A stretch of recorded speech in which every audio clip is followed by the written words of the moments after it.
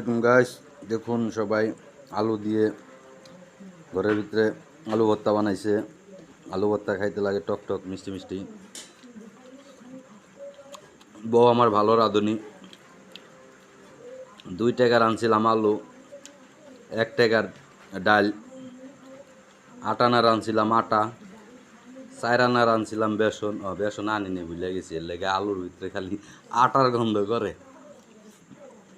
খাইতে চাইলে চলে আসুন। আমি হাত ভাঙ্গা পঙ্গু, বাবার দা খাচ্ছি। ডাইনাত ব্যান্ডেজ করে রেখেছি, বক্সিন মারতে পারি একটু একটু, বেশি না। খাইবেন নি তেলের পিঠা,